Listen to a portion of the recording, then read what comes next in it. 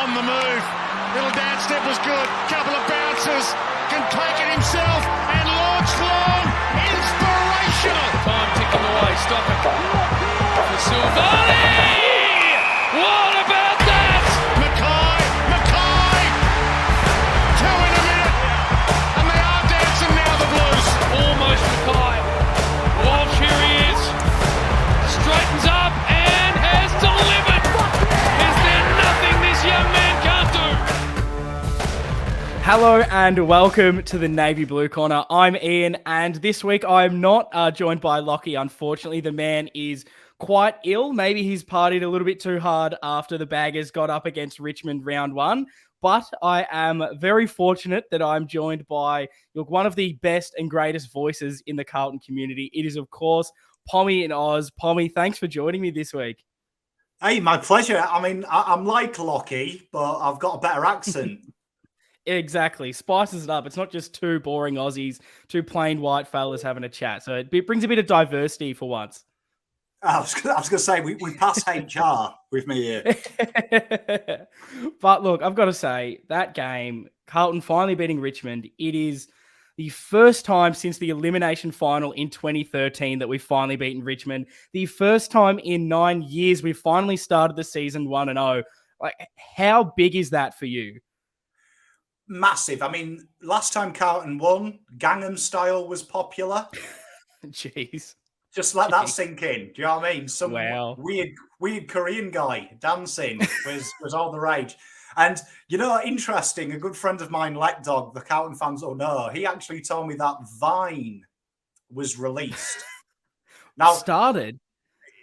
I'm old enough to remember Vine, right? So the young kids out there, they have TikTok. When I was a young lad, Vines were what it was all about. So that actually scared me. That did, because that is a relic of Vine nowadays.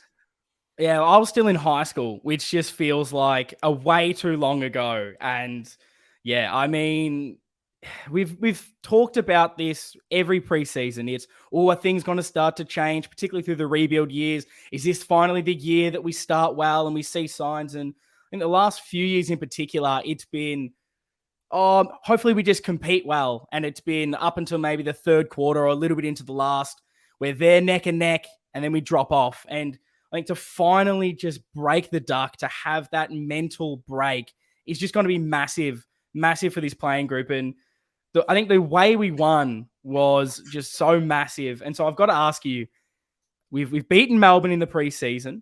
We've now come out round one and smashed the Tigers. Is the lid off? Oh, massive! Like the lid for me was off before this game. I was maybe a bit crazy, I think, compared to a lot of the socials. I know you guys were hot; we were going to win as well, but I felt like we're in the minority. I didn't have any sense at any point during the game. I did the watch along. I had my feet up. I was relaxed. I knew we were going to win, and I think you've got to take the lid off. This is a different group now. I think what Voss showed us that game was, it was almost like, you know, in the Marvel universe, there's the reverse universe where you've got like the reverse Flash. Yeah. That was like reverse Carlton. It was, 100%. They were the best team quarter one to quarter three. Probably Richmond were the better side on the whole. But that fought out and took the game away. And that's what Richmond have done for probably the last 4 years to Carlton. It was an alternate universe, and it was a proper football team. Yeah. Oh, it's just so much to love about that performance, really, from top to bottom. All the things you're mentioning, it was like the little signs we were seeing in the preseason game where midfield gets on top. We're actually covering the space and defending well. All these little things that we have not seen a Carlton team do. And you're just going, I hope it's not just preseason. But as you mentioned, like, we were pretty hot on it here going, I mean, last preseason we saw St Kilda just waltz through us and kick goals for fun. That's what we saw in the real season. So you've got to take something out of those preseason games looking forward. And I think 100% the boys have shown it. And for me, as far as the lid, I think I said on one of the preseason episodes that if we beat Richmond, the lid will just completely blow off. And you should have heard me and Lachy chatting on the weekend that the morning after, I think we'd both had about 2 hours sleep on the plane for a couple of hours. And the whole apologies to anyone else on that plane ride because we were just so arrogant talking about Carlton up and about. The lid was completely off. And it's one of those things where I just don't think anyone outside of the Carlton world truly gets like what that win actually means. You see everyone making those jokes of, oh, Carlton, it's the grand final. We win one game and now we think we're going to win the premiership. But as we mentioned, we have not beaten Richmond for 9 years. It's ridiculous to not have beaten a team for that long, particularly one that tends to be a bit of a rival considering you have that start. We haven't started the season 1-0 every single time. It's been 0-2, which is even worse. Like, we just can't get the start and the confidence built. We haven't seen footy in a few years, and it's just, we've had all these false dawns, and we've seen little glimpses of Carlton. But this is the first time from top to bottom, I think everyone's actually believing in what we're seeing. It isn't just false hope. And to go out there and finally get over that mental hurdle, I just think it's going to be massive for this group taking us forward. Is that how you're feeling with how we got the win? Yeah, I think in a professional realm, I work in development. So I remember doing my preview and talking about in development, it's people, humans are stupid. When they set themselves a goal, they look at the goal. They don't see that the stage is. And a good example is a millionaire, right? No one sees the process of that millionaire. They just see him in a big 6-bedroom house in the hills somewhere, but they don't see the trials and tribulations. And there'll be a point in time that millionaire checked his bank balance and there was 4 figures there. There would have been a point in time where he checked it and there was 5, 6 figures. There was a gradual progression. Genuinely in development, you're looking at first. Now, Carlton had 8 players on their senior list who had ever started the year 1-0. 8 players. Only one of them comes from Carlton, Ed Kerner. And technically, he's an Adelaide boy that we rookie drafted a couple of years after he was there. So that's one hurdle. Carlton had only ever led at half-time 3 times in the last 15 years in a round 1 fixture. Jeez. So that was another big hurdle for the boys. And I said at half-time, that's the biggest hurdle for them. If they can go in at the break with a sniff of a lead, your team talk's done for you. You're halfway there. You've done something. Most players haven't. Now we've got 22 players on the list who have started 1-0. That's a huge psychological burden because the second game is always the pressure game for the boys, 0-2. And now it's flipped. We're 1-0. The Doggies are 0-1. If you're 0-2, your statistical probability of making the 8 is almost halved. So now we're going into this game. If we drop this game, who cares? Like, really, that's how it is now. Carlton 1-1, you would have taken that at the start of the year. 0-2 for the Doggies is game over. So Carlton now are living in realms of fantasy if they win that game. Imagine that, because 2-0 becomes 4-0. That's a guarantee. Yeah, well, we were talking about that going into the season. We went through every single game trying to find out how many wins that we'd actually be getting, what was realistic, and just from what we were predicting is that finals. And we had us going 3-1 to start the season. We had us losing to the Doggies. Because we've got, Gold Coast and Hawthorn up. You should back us in to win those games. If we're serious about playing finals, you beat the teams below you. So to knock off Richmond, get that confidence to start, new game plan, new system, you get that buy-in. If you start to lose those early games, I think you start to mentally wonder, like, these guys have had a few coaches. Some of them have had Bolton. Some of them have then had David Teague. Do you then go, oh, he's telling me to do this, but it's not working? And the last guy, it didn't work either. So you start to have those mental lapses where you're just not trusting. You don't have that belief. But it feels like everyone buys in so much more than we've ever seen. And I got to attribute that to just the leaders that we seem to have instilled and brought into this club, particular Vossi. And it was great to see it happen. And what I think I was most impressed by is you mentioned like different things that have happened in the past against Richmond. I'm so thankful that we got the scenario that it seems like we've had every single time over recent years where we're in the game, it's going okay, and then Richmond kick away. And it hit that point basically in the last quarter. They've kicked the last few of the third. Bolton goes in and kicks the first goal. I think it's like 20-odd points. Old Carlton just goes, well, that's it. We've lost. We tried hard enough. Oh, well. For us to persevere, dig in, actually play hard football, wrestle it away, I think that's massive. When that moment hit, when Bolton puts that goal through, how were you feeling? Were you starting to think that maybe it's just not going to be our night? No, No, honestly, I didn't know. And I'll tell you for why. When that goal goes in, watch Carlton at that centre bounce. They were at that centre bounce first. There was no talking, no looking at each other. They rushed back to their spaces. I remember saying on the live, Cripper's got Satan running through his skin. There was something in Cripper's eyes. I don't know what it was, but there was just something I saw in his eyes where it was, I hate losing this. And if you go back and watch, when Carlton kicked 2 in a row, we're at the centre bounce and everyone is staring at the umpire, and Richmond called an emergency meeting. And that was when I knew we'd won, because there was a look of panic on Richmond. And how Carlton celebrated that goal, the goal goes through, they run back to their spaces. That was a team that was like, we ain't got time to celebrate. Let's dig the knife in. We've got the knife in. Let's make sure we take some organs with it. Yeah. Carlton are a different breed now, and I think that comes from the leadership. And I thought the easiest 3 Brownlow votes ever awarded will be the guy behind me, Cripper. Cripper was 100%. sensational. But we talk about leaders. Cripper's reborn. He's something else. That's a different animal you're seeing, and that's Voss. Voss is running through his brains now. He is mini Voss. Yeah, and I think to have that last couple of seasons, he's had whatever injury issues, whatever you put it down to, but he has not performed at his best, and he was still out there. So you have to say you were fit enough to play. So you put your hand up to play. Regardless of what your form is, you've put that on yourself. And he's playing with that massive chip on his shoulder. You've heard him in the interviews, which I love this shift that it seems to be, where every time you hear Cripper speak, he's like, can you just shut up with the injuries and my shit form? Like, I don't want to talk about it anymore. I just want to actually go on the field and show you what I've got. And that is just such a big shift in how we've been recently. And he's getting those set shots now. He's confident in just backing himself.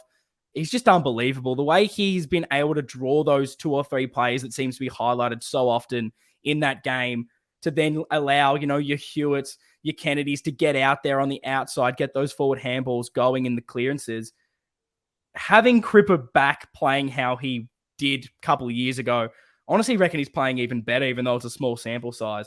That is just ridiculously massive for this group. I remember saying a couple of years ago, Cripper needs to be our Dustin Martin. And what I meant by that is not Dustin Martin skill-wise. He'll never be that player.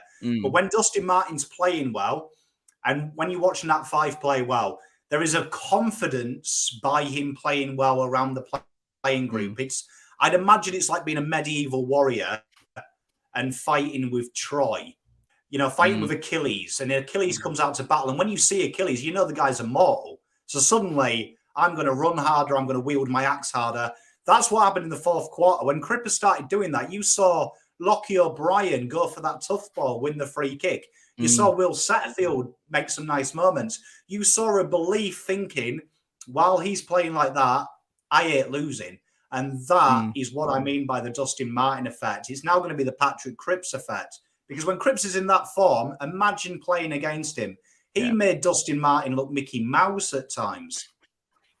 I didn't even notice Dusty out there, to be honest. He did absolutely nothing all game, which was just great to see. But yeah, just like going back quickly to when I guess Bolton got that goal through. I remember sitting there, and unfortunately for pretty much, my whole time supporting Carlton, it's been almost there and then it all turns to shit basically. So it's hard for me to always 100% buy in. But even at that moment, I just remember thinking like, gee, we've been better than them for most of this game. And at the end of the last quarter, they got a couple of average free kicks and they converted their chances. And we've missed ours. Like we hit the post 5 times that game, which is just ridiculous. And all I could think was, if we just get the next one, I back us in here.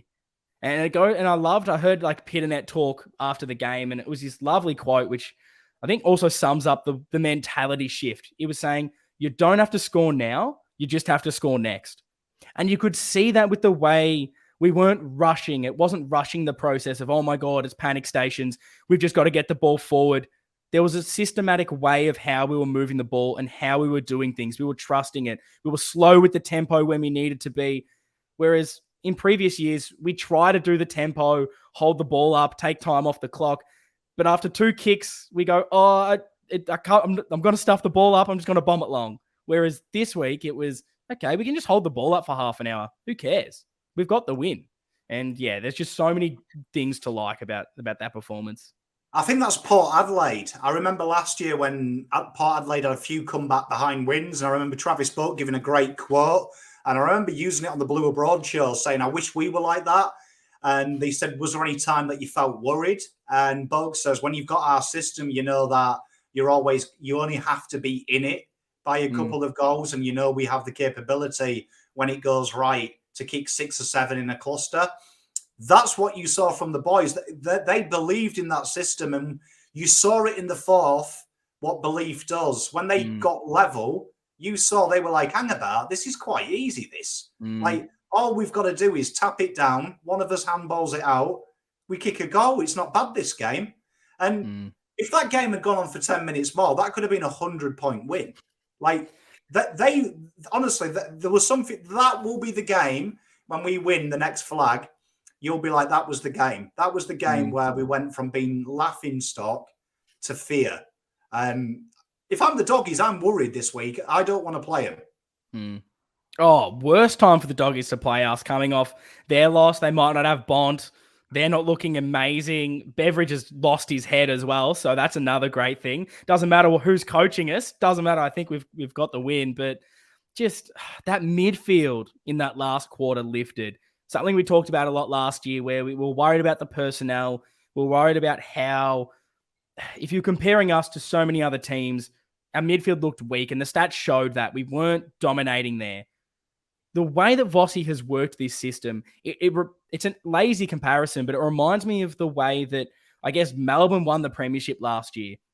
It was lure the guys in, forward handball over the top into space, gives you the extra 5-10 meters to get a deeper entry. And I think early on in the game, that's where we struggled. We were trying to be too cute, entering the ball into forward 50. It was these short kicks, and we weren't getting the ball in the good users' hands anyway to start with for those. Like Cripper was trying to do them, and there is still that, know your limitations, and clearly the game plan and how we are playing isn't perfect.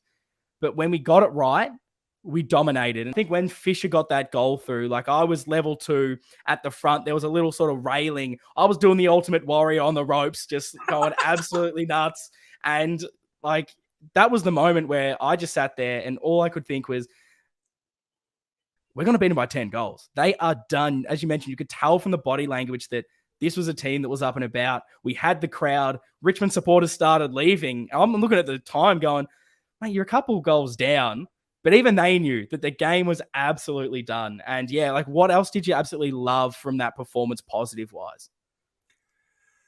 Zach Williams toweling up for, he was on Dustin Martin for 3 quarters. Stard went for him in the fourth. But Zach Williams had a tough job when he came in the forward line, because that's where Dusty genuinely has his moments. I thought that's his worst result against Carlton as well, Dusty, for a long time. I think shout out to Zach Williams. I've got to give him a bit of love there. He's got a good surname. But if you told me at the start of the game Zach Williams is going to go against Dustin Martin, I would have laughed at you. But I'll tell you what, Dusty credited. I think the other takeout was in the fourth quarter as well. Carlton just, if you watch the fourth quarter, every time we had a behind, we didn't protect the wing. We literally said to Richmond, we know where you go. We flooded the corridor. There was loads of times that you saw Zach Fisher literally leave his man out on the halfback flank with no one around him, basically saying, you don't like going down, and Richmond score 80% of their points through the corridor. We know they don't like it. That was tactical genius, saying, look, we know where you want to go, so go somewhere you don't. Make them play into the spaces that they're not very good at. And you saw what happened. The ball went on the half-back flank. They had to go in the corridor, and they looked for that sharp kick. We intercepted it. Doherty did it twice. McGovern did it 3 times. Carlton, that was a tactical domination in the fourth as well. It wasn't just the players. Voss was taking the piss as well towards the end.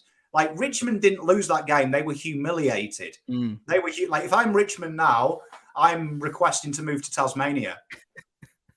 Oh, you'd want to after that. But like, you mentioned that perfect moment, because I noticed that a few times. I was fortunate that my seats were basically behind the goal, so I got to see quite a lot of the actual system and where players were lining up and moving. And one of the big stark differences from last year and the years prior were There were a few times that, Richmond started to get the ball out wide, and previous Carlton, Richmond just run through us. They find ways to just cut through the gaps, score within 2 seconds. And there was just a few moments where I noticed we were just so much smarter in where we were positioning ourselves and communicating with where others should go. And we found time to just delay just like 2-3 seconds of the Richmond player actually moving the ball on, or instead of actually just taking that mark for that stand rule and then them being able to play on or got that handball, we were just like, nah, mate, we don't need anyone on the mark. I'll go 10 meters back and actually guard the space that's dangerous. And you found there were few moments where, last few years, Richmond just go through us. No, they had nowhere to go. They took that extra 2 seconds, looked around. Well, shit, that's normally where I'd carve through Carlton, but they've got men there. Go to turn around, got nowhere to go. And as you mentioned, it caused those interceptions. We're forcing Richmond to play a way they did not want to play. And I noticed those little things against Melbourne too in the preseason. The way that we were able to actually defensively man the field is just a ridiculous contrast from the last few seasons. Voss and the assistant coaches so far need a lot of plaudits for the way they've handled things for the preseason, for the guys to, one, get the buy-in and actually do it already. It's insane. Well, I mean, I think one of the best teams in the competition, who is a tactical genius in the way he makes opposition play, is Chris Scott, because he plays at a ground that is alien in dimension. So you watch him when he's at his home ground, he naturally funnels sides to play through the corridor. He takes away the width of that ground because it's so narrow, and he funnels it through the corridor. And every team buys into it because it's a smaller ground. And if you ever go to Simmons, it's noticeably smaller as well. It's almost like a pretend stadium. It's like someone's made a joke stadium. And he's a genius at doing it. But the top teams funnel play to where they want. And if you want to see, when people say Pom hates Teague, I don't hate him. I don't hate anyone. But what you'll see in that fourth quarter is why I hated Teague. Because he allowed teams to dictate where we played. And it was usually they give you the wide part of the ground. And you saw Richmond, who are a very good using side, how hard it is to play from them avenues. It's a direct kick. You're having to take the game on. You're forced to kick to a contest. And Carlton lapped it up. I mean, Mitch McGovern, by about 10 minutes into the fourth, I was trying to get the whereabouts of his brother, Jeremy. I was like, maybe they've swapped places. Oh, 100%. I don't know what's going on with Mitch. I've said this multiple times on the podcast. I have been the number one ticket holder, creator, founder of the Mitch McGovern Appreciation Society. I've been trying to big him up the whole time, and he's just never rewarded me. And I was starting to lose a bit of faith, but they've switched him back, and I do not know what player we have got here. And I think there's so many aspects of why he's playing how he is. But I think it all just, for me, everything's coming down to how a coach is finally rewarding players by giving them a system that works with their attributes. What's Mitch good at? He's a really good user of the footy. He's a really good mark. So you've chucked him down there. He's reading the play a lot better. He's in those right places. He loves to compete, but sometimes he can just get found out when he was forward and he wasn't always in the play. Chuck him in the back line where he has to be accountable. He has to be in the thick of it. And we're seeing the reward so far. I'm shattered he didn't end up getting that goal because I think he just deserved that little bit of, cheering from the Carlton fans out of there. I think we saw that maybe late with a Lachy O'Brien gets that goal, and hopefully that can give him a bit of confidence. But yeah, Jeremy out there, Mitch is just dominating so far. Well, I mean, his ball use, I said at half-time, I was actually convinced Sam Walsh should put on a Mitch McGovern suit. His ball use was, I was saying at half-time, maybe the change should be put him on the ball, because every time he kicked it, he was just nailing targets. Some of them kicks in traffic as well, where he managed to pick out a Carlton player in between 4 Richmond players. I've never seen Mitch do that. I know he's a good kick, but honestly, Mitch McGovern, smoky maybe for all Australian, dare we say it. Oh, if he keeps playing like that, he has to be in the conversation. I think I said, may have been one of my predictions in the season where I said he might make the All-Australian 40. I didn't think he'd make the actual squad, but after that performance, maybe I've got to change my prediction because he could be in there. We saw a Lear come out of nowhere at Port where no one really rated him that highly. You gave him that role, use his attributes. If we can get that kind of performance out of Mitch all season, that's all Australian. Well, I was going to say, you remember last year, a certain Mr. Third Fall defender, Alia, stole Wheaterin's spot. Yeah. You never know. This year, Mitch McGovern might be the guy that ruins Wheaterin's party, and he sneaks in. And I'll tell you what, if that happens, that's great for the football club. Yeah, I think it honestly, like, I'm never too fussed about those kind of awards personally. Like, I think it's great for the individual, but I've now just over the last few years, I just want to win games of football. That's all I've been about. And those awards come from that. And I think that's what you're going to see. There's a chance that our backline ends up becoming the whole All-Australian backline, because you got Sardi just playing some ridiculous football. I don't know how he can run as fast as he does and deliver some of the balls inside 50. And even when he shanks it, he still hits Cripper beautifully lace out, and we get a goal from it. There does not seem to be anything this guy can't do. And I think much like Zach Williams' role, when you're asking these guys to defend in the system where the midfield isn't getting overrun, where they feel confidence in what they're trying to do, that someone else is always going to be there to cover you if you make a mistake, we're seeing them defend so much better than we've ever seen them before. I thought it starts in selection. And I remember a few people PM'd me when the team came out, and there were the commonly problems that Carlton have. And the biggest question I got asked was, where's Ed Kerner? And my response was, Carlton, if we are the old Carlton, it's, oh shit, Richmond are pretty good. They're shit around the centre clearances. Let's bring in an extra body, break the glass, emergency Ed Kerner. And I was like, I loved Vossi, literally picked, in my opinion, the best 22 players of the very limited preseason we've seen. And I thought, with the exception of Charlie Kerner, because he only played one game, I was like, that was probably the best 22 players in order on the field. Whether you like it or not, I think Voss showed us something there. I ain't picking players on rep. I ain't picking players because they used to be good. He's picking players that he knows have given him something. And I think then if you go a bit further, where's Paddy Dow?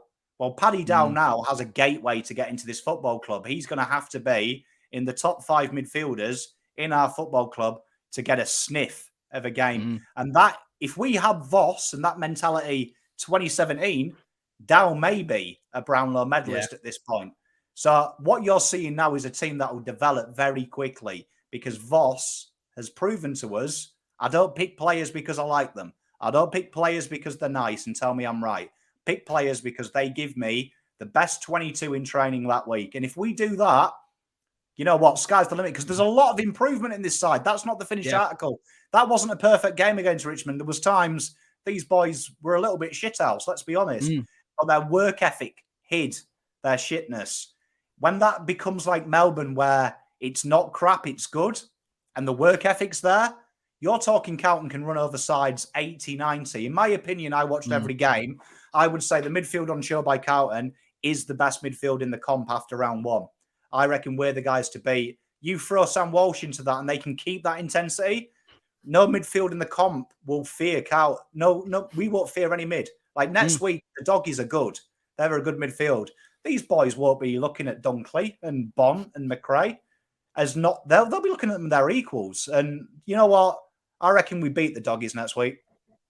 No, I back that in. And I mean, it's crazy to think we still have the best footballer in the AFL to come back into that midfield. And people are making the questions out there going, oh, well, are we going to have to chuck him out on the wing? Does he even get into this side because of how good everyone's playing? And to see, Cripper at his best. And we don't even need Cripper to be getting those 30 disposals and 3 goals per week. It's nice and we'd love it. But if he's getting 20, but setting up everyone else, drawing those players to create space, kicking 1 goal a game, that's perfect. But he has the ability to go bigger. We're now seeing Kennedy playing with confidence. He looks the fittest and thinnest I've ever seen him. He's covering the ground so much better. His ball use is improving for me.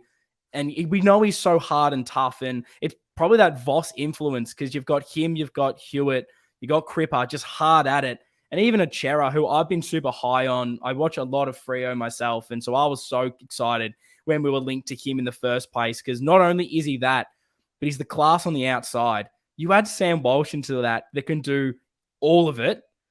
As you mentioned, we went from last year going, gee, who's in our midfield? It's all one-dimensional. It's boring. We're going to struggle against the good teams, to, gee, we're good now. And imagine a couple of years as well, once all these guys have played together, because we could see glimpses of it where we're doing those really good handballs and finding our players, and they already seem to have a ridiculous amount of chemistry between them. But imagine once I've actually played a full season, they're doing those ridiculous handballs out of nowhere. They know where everyone is meant to be, and they're just going to absolutely run through teams. Oh, Adam Chera Judd and Sam Walsh Cousins.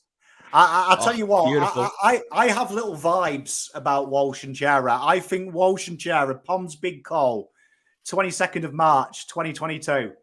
I reckon in 10 years' time, Walsh and Chera will be remembered as the Judd and Cousins of their generation, minus the ice addiction. I reckon that's how big they'll be, because I was watching that game and thinking, Jesus, Chera's classy. So's Walsh, though. Can you imagine them two having them little cute handballs in the middle? It could be something that Carlton probably haven't seen going back to the 70s, that kind of domination. And next week's a great game for the boys, because Richmond are that team that they want stoppages. Richmond ran. That was why I was confident. I said the numbers told me we couldn't possibly lose, because Richmond either want a quick clearance or they create a stoppage. That's their two methods, and they set up with that mentality. Doggies, though, they don't play defensive in the centre and in the stoppages. They look to get that ascendancy like Voss does. This could be one of the great shootouts. It could be something like the OK Corral in shootouts, because both of these sides don't want to give anything up in the middle. It could be a most free-flowing game. It could possibly be the fight of the season. It could be. It's one of them great style matchups. It's the Mayweather versus Pacquiao. It's that type of fight, because both them midfields, they look to score from it. And I think next week will be one of the greatest games we'll see in excitement-wise, because potentially they only know one way, and it could be a high-scoring affair. And I'm happy we're getting these tests early as well, just to figure out where we are, because you talk about Richmond, all of a sudden, every journalist is coming out saying, oh, yeah, Carlton won, but we know Richmond are finished. They're at the end of their dynasty. Whereas a week ago, it was, oh, Richmond are a lock into finals. They're back. We saw it in preseason. We saw it at the back end of last year. So it's insane how quickly that narrative changed as soon as the Baggers absolutely destroyed them. But to get a team that we've historically struggled against in the last few years, come out, beat them, show them that they're the pretenders that they are, then to come up against the team that lost in the grand final, a team that has so much to prove, a team that has been a lot better than us over the past few years. If we can go out there and get that win and perform to the standard that we did, particularly in that last quarter, again, the belief grows, and we're just starting to prove it to everyone else as well, because we've all had the faith and belief that this team, that the players in there have the talent and they can unlock it. I think we're just starting to see the signs that this team can go massively in the end of the season. And yeah, if we beat the Doggies, that's 4-0, like you said. And who knows where that goes, because you've seen what Melbourne did last year when they just win after win after win. The momentum grows. And yeah, I'm so excited to see what happens. I always look at Claudio Ranieri when he used to manage Leicester and they won the league title. And I remember I watched a documentary on him, and he said how the ethos in the dressing room was. And the first 8 weeks when they kind of were at the top of the table, it was kind of like, oh, this is fun, isn't it? Jesus, it's a little bit vertigo up here. We've never been here before. And then the next 8 games were kind of like a belief. And it was like, oh, well, you know what? We're going to stay in this league. Let's have a sniff at the 8 and try and get in Europe. And then the last 16, he said the next 2 lots of 8 games, the last 16 games, there was a mentality started coming across the side. I think they had 8 games where they were 1-0 down with 10 minutes to go and they won, which is huge. And he said there was a belief that they started to become immortal, that this group started to think, all we got to do is turn up and we win. It became foregone in their minds that all they had to do was play football and they would win. That's what you're going to see with this side. And I think Doggies are going to be in a world of trouble with how high Carlton are at the moment if they kick the first three. If Carlton kick the first three, they're suddenly going to be like, hang about. We've just beaten the best team in the comp, Melbourne, who backed it up the next week and destroyed the Doggies. We've just beaten the best dynasty of the last decade in Richmond. We're now playing the Pretenders, and we're 3-0 up after 5 minutes. And I could see Carlton having one of them games where we will destroy a team this year. I reckon it'll be like an Essendon or Collingwood. There'll be a game where Carlton just literally go full, like kind of PG, R18 type destruction. Do you know what I mean? It's going to be, I reckon when we play Collingwood, someone will upload the highlights to Pornhub. It'll be that I hope so. And I feel like the way that we played out that game was just so professional as well. Like I mentioned how we were just holding the ball up that I haven't seen us doing ever, really, any Carlton team I've ever seen play. And so that gives me the belief that if we do go up and if we do start to get that lead, it's not going to be what it has been of the last few years where we're 4 goals up with 6 minutes to go and you're sitting there just shitting yourself thinking, oh, they're going to stuff this up. There's no chance. I've seen us do this before. The avalanche is just going to happen at some stage.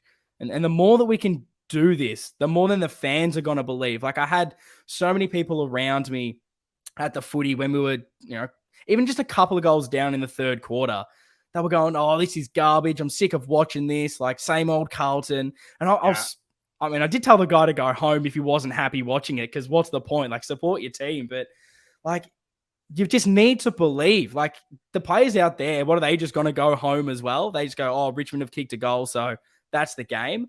Like, you've got to believe in this group. And from everything we're starting to see, I think that's there. But obviously, there are so many positives from that performance.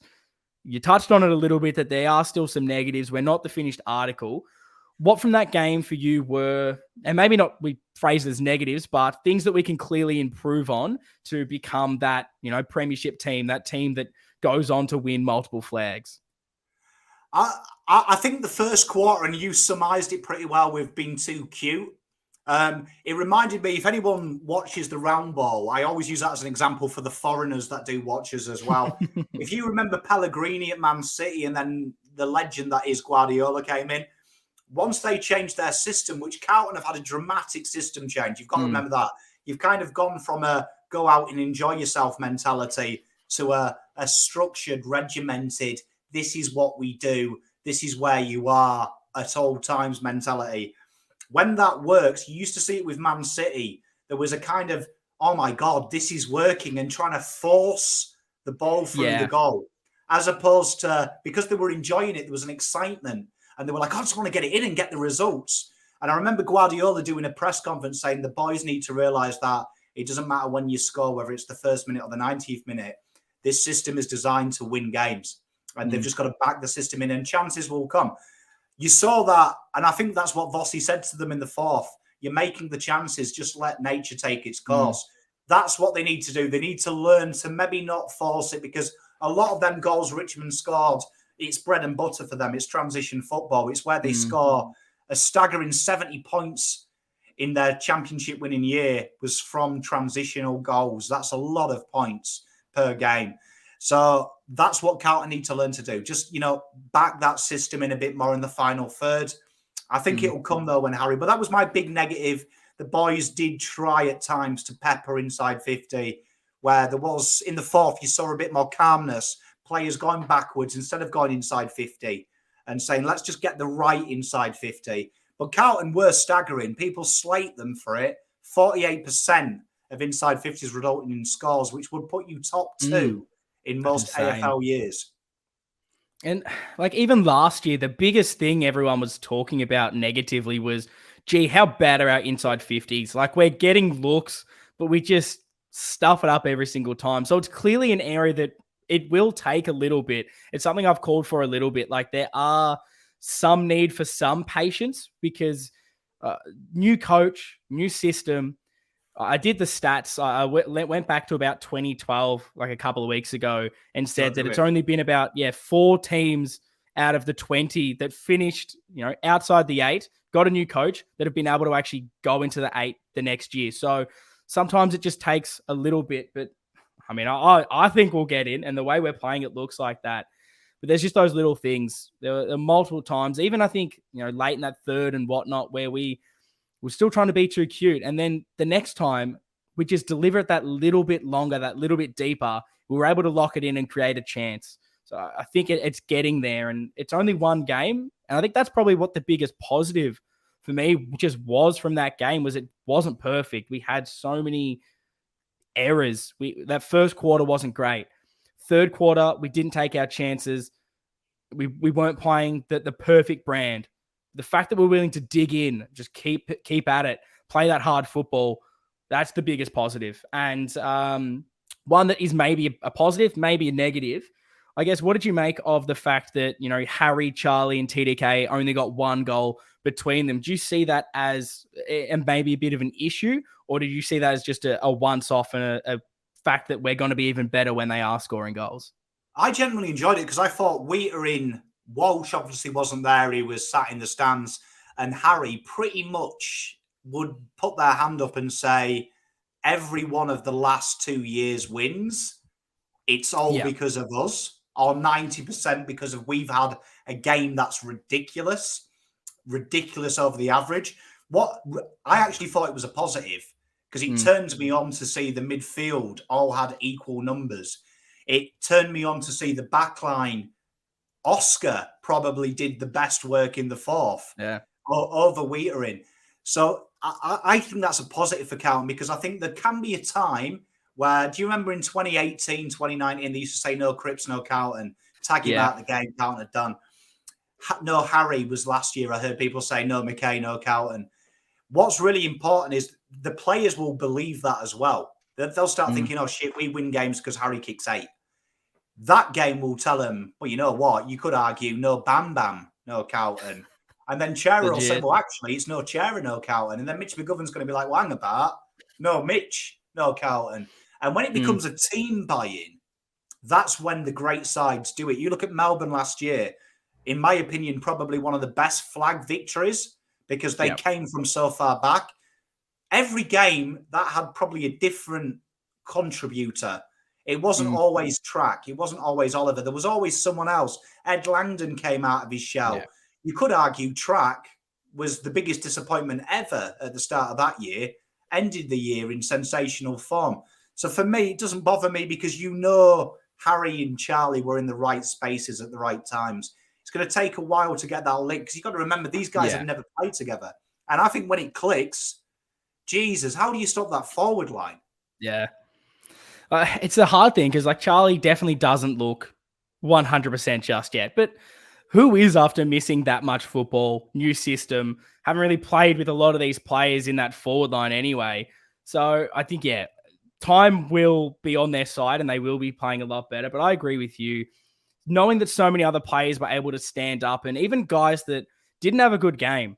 Jack Martin only really showed up in that last quarter. Zach Fisher played really, I remember 2 touches from him. One of those is that important goal. And that's the big difference between a team that is going to finish outside the 8 and be just a average team in the AFL and one that can push further is when it's your time to stand up and do something, you go and you do it.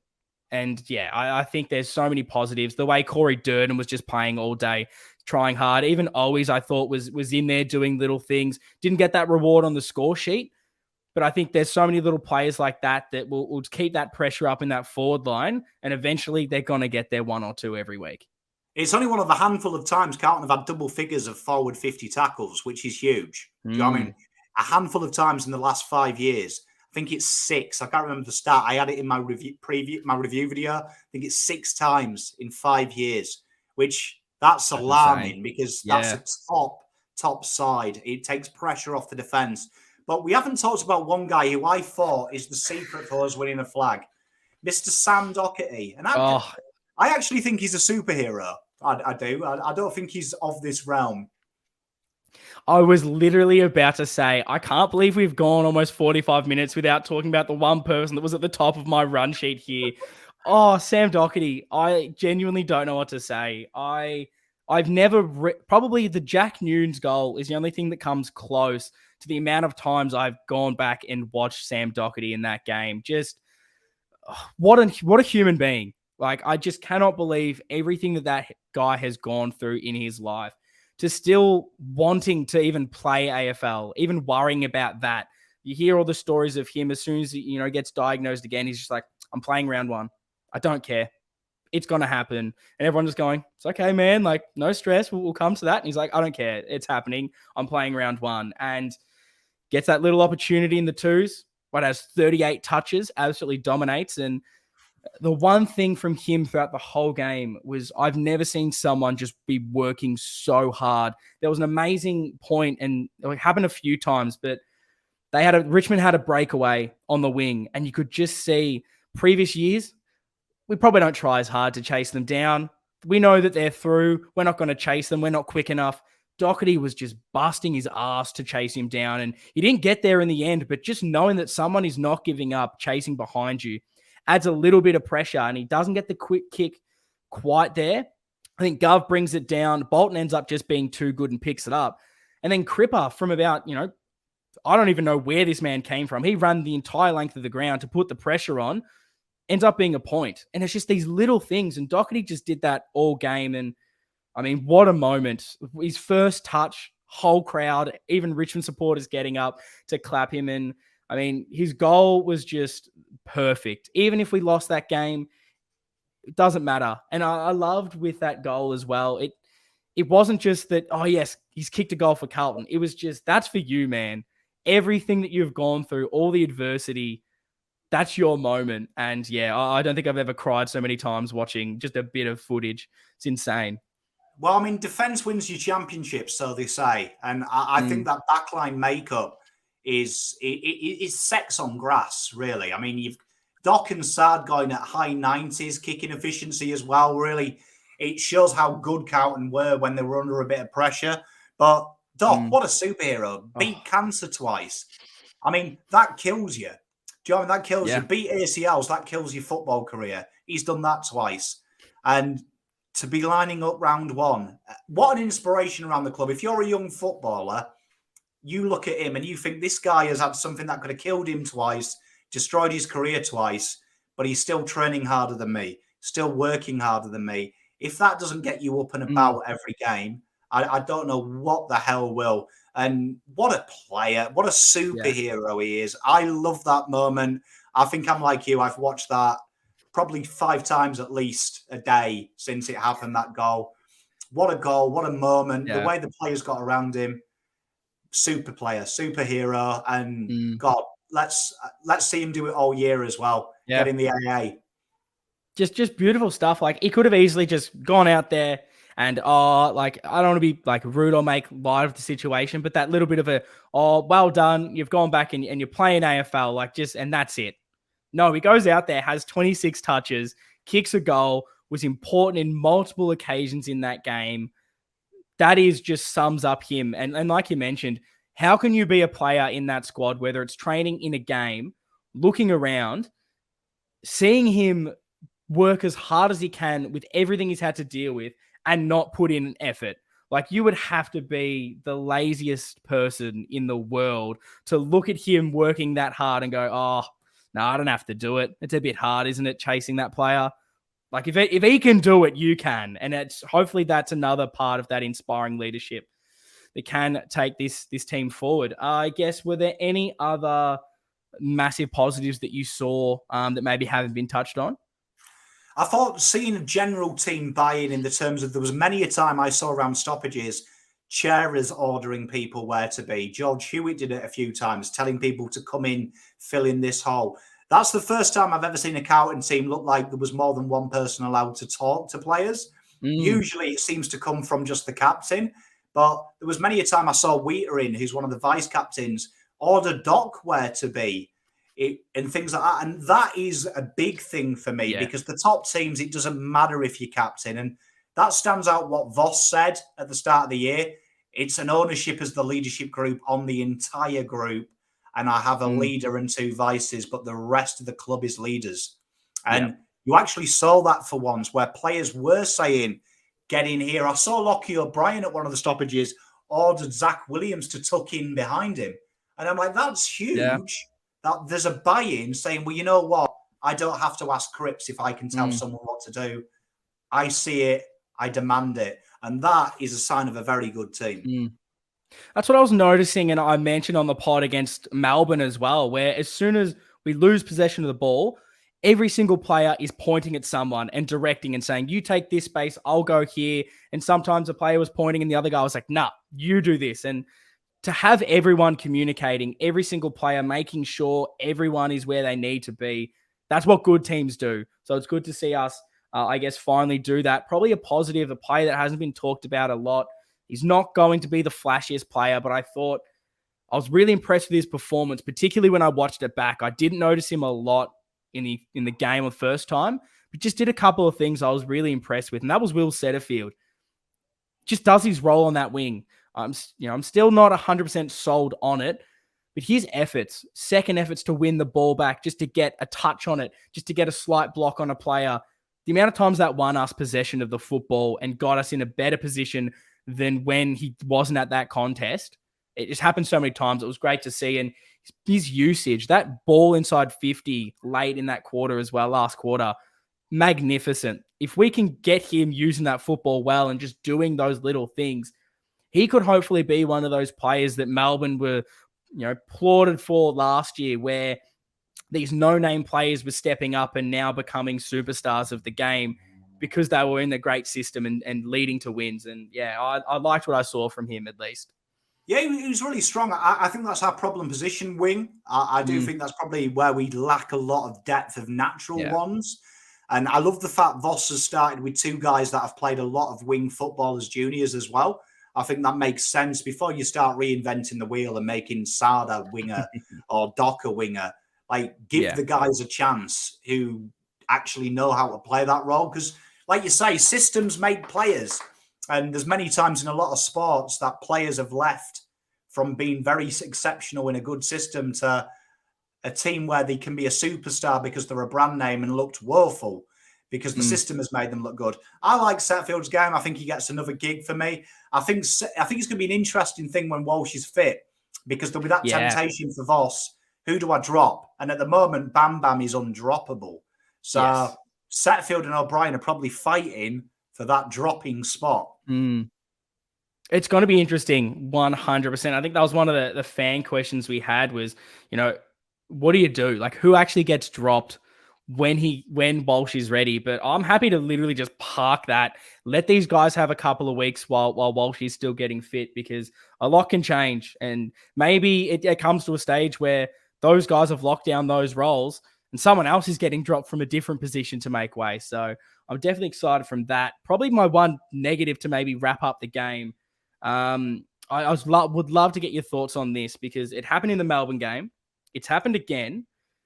We got a lot of free kicks and a lot of 50-meter penalties, which I think we actually did quite well to earn them in the first place. But are you slightly worried that we're maybe relying a little bit too much on that as an avenue to score it all? Or are you just seeing that being a product of how we are playing the game? Well, I think it's a product of under pressure. You make the opposition make mistakes. Carlton love giving away free kicks, and then we go on these type of shows and blame the umpires. But it's really ill discipline. But I think if you watch all the games this week, there was a lot of these 50s. The players are taking a while to get used to the frustration.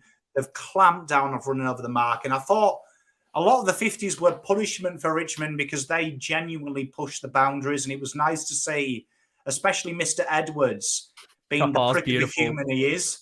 Do you know what I mean? The classic Hilux driver he is. Getting a bit of just desserts for being a bit of a gobby shite. And I love that 50 he conceded where he just tossed the ball away petulantly, which he always does. And I was couldn't believe it too, which was the best part. He's like, what do you mean? It's like, mate, there's nothing between your ears, you bell end. But you see, and it's a product of the game now. And I think people can use that as a negative. I'd say it's a positive we didn't concede them because it means we know the rules and we keep our discipline. We're buying into that game. We're playing our game. And if you want to be a dickhead and concede a 50, we'll snag a goal. 100%. No, I love that. So we'll get into the votes. Firstly, I'll go to the fan votes. We ask you every week to send them in, and you guys did it in droves, which was lovely to see. I'll start with the one, which was awarded to Adam Chera. He ended up with 13 votes there. Second is Matty Kennedy on 34, and the runaway winner that takes out the 3 with 51 votes was, of course, Paddy Cripps. It had to be him after that performance. I will say right now that my votes were exactly the same. It was Chera 1, Kennedy 2, Cripper 3. How have you gone, Pommy? Who do you give the 3-2-1 to? 3 Cripps, 2 Chera, 1 Mr. Adam Sard. Yeah, I like that. Yeah, I thought he had a ripper game. I love Sard's game. I thought it was. I thought it won us the game at times, the way that he was willing to burst out of transition and give us some use by foot. So I really enjoyed his game. But I think that one vote could have gone to 18 people. Yeah. Oh, it was a hard one to narrow down in the end. There were so many guys that played a role and did what they needed to do. But let's chat about the Western Bulldogs game. We've talked a little bit about it. In a little short snapshot, how do we beat the Doggies, Pom?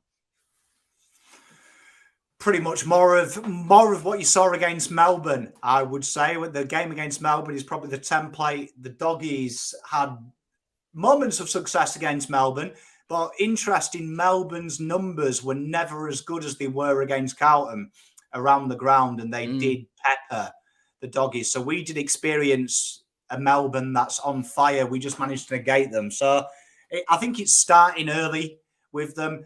It's making sure that your ball use is deep. They don't have the tallest backline and the most efficient backline. So it's about getting them real deep entries. Against Richmond, they were probably, in my opinion, 20 metres too short, which allows for interceptions. You want that on the goal square, bring it to ground, put a bit of pressure on them or take the mark.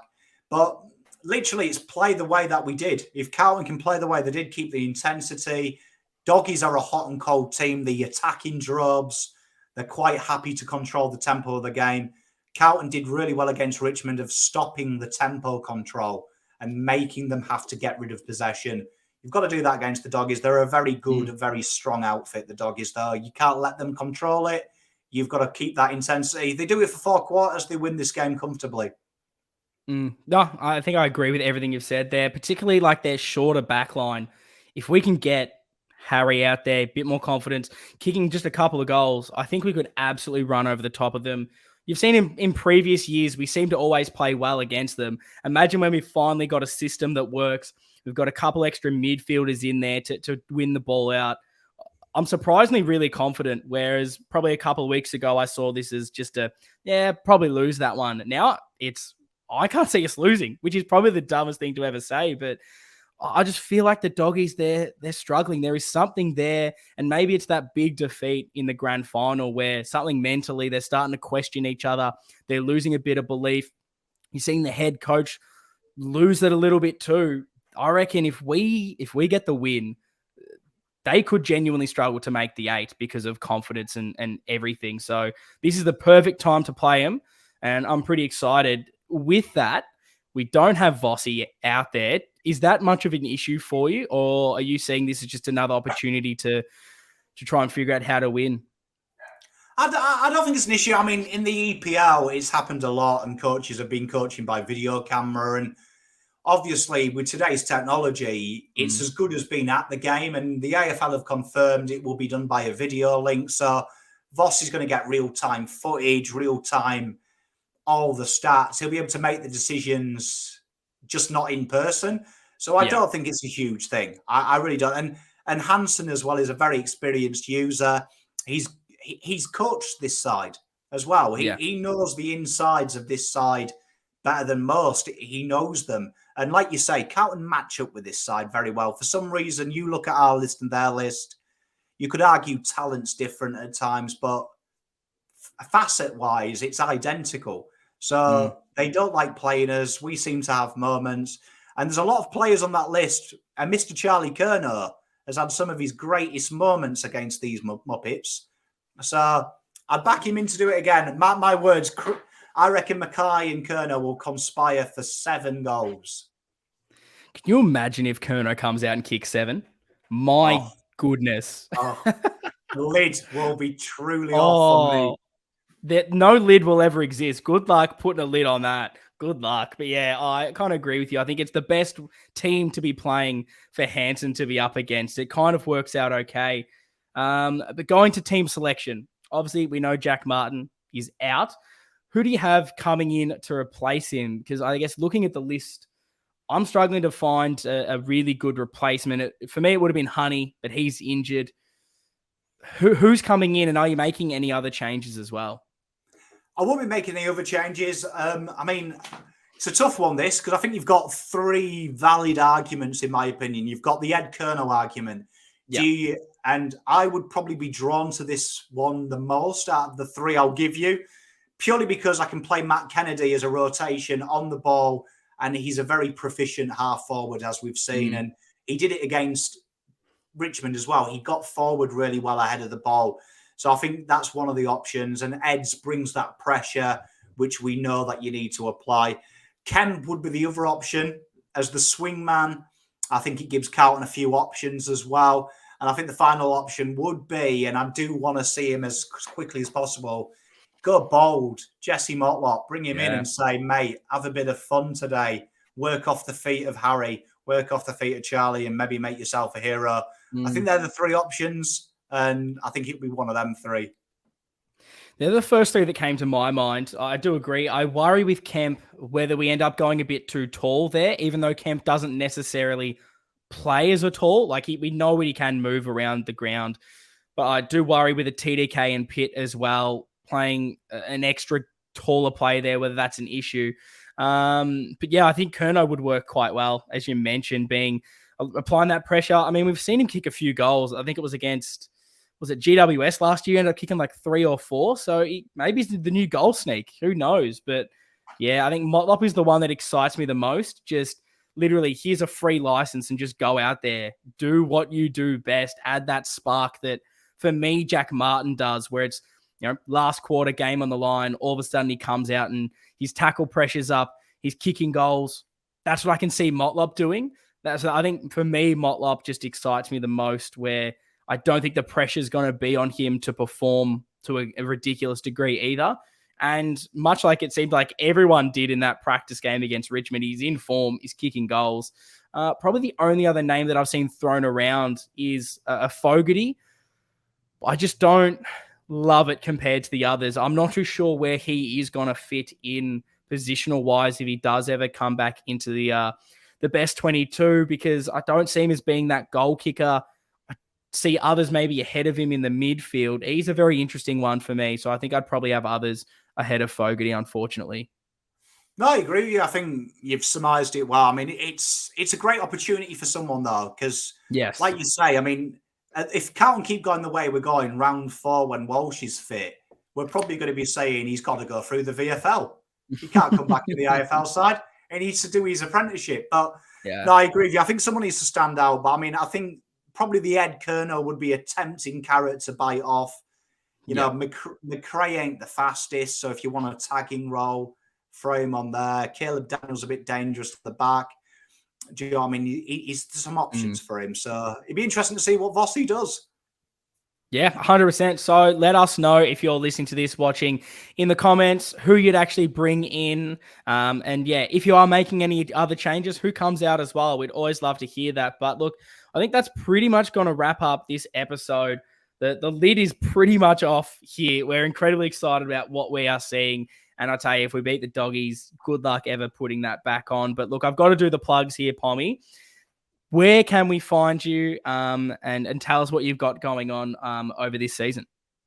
Oh, well, you can find me on PommyInOz on YouTube and Facebook and Twitter, or anywhere that accepts the written format. I'll be on there. You'll see my ugly mug, and it's pure blue central, really. We do all sorts of sports, but there is a big focus on the Blues.